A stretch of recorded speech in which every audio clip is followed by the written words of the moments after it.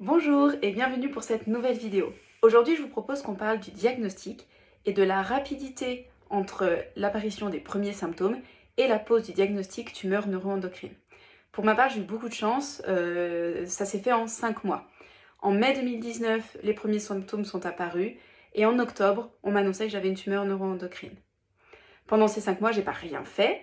J'ai commencé en fait tout simplement par sentir une masse en mai 2019 sur le côté de mon ventre.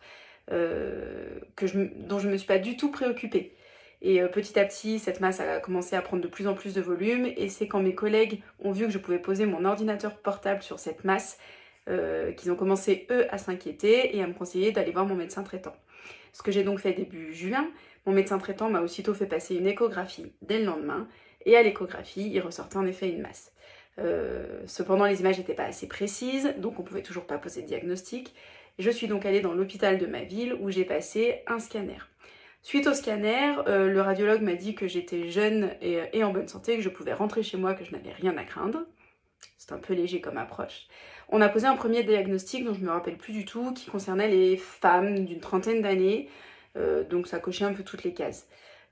Quoi qu'il en soit, il fallait rapidement enlever cette tumeur parce qu'elle faisait plus de 8 cm sur la queue du pancréas. J'ai donc été opérée début juillet. La tumeur est ensuite partie en anapath pour déterminer sa composition et donc savoir ce qu'il en était exactement.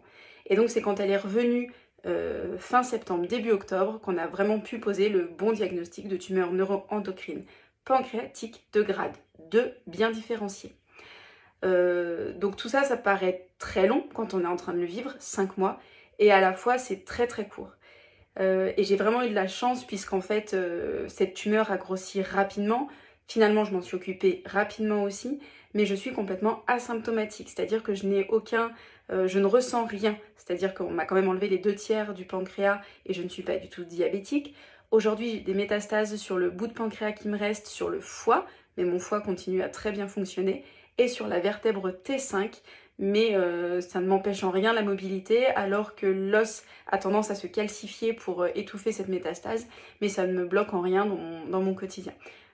On m'a donc dit il y a quelques semaines que j'étais asymptomatique et c'est un mot qu'on connaît bien aujourd'hui suite à la crise sanitaire qu'on connaît tous. Donc je m'estime très chanceuse que tout ait été pris en considération rapidement, que mon médecin ait rapidement constaté qu'il y avait quelque chose d'anormal, que j'ai pu passer des imageries, la première n'étant pas très utile, on en a rapidement fait une deuxième derrière. J'ai été opérée pour ne pas rester dans cet état-là. Donc j'ai été prise en main, j'ai été respectée, j'ai été écoutée et ça je reconnais que j'ai eu de la chance là-dessus. La seule finalement qui ne m'a pas écoutée, qui n'a pas pris cette histoire au sérieux, c'est moi. Il a vraiment fallu que mes collègues, mon mari tirent la sonnette d'alarme pour que je me décide enfin. C'est rien, j'ai perdu un mois, mais peut-être que ce mois, ça aurait permis que ma tumeur soit plus petite, que l'opération soit moins lourde, que je reste moins longtemps à l'hôpital. J'ai été hospitalisée 11 jours des suites de l'opération, que ma cicatrice soit moins grande, puisqu'il faut savoir qu'elle va à peu près du milieu de la poitrine jusqu'au nombril, pour pouvoir retirer cette masse de 8 cm.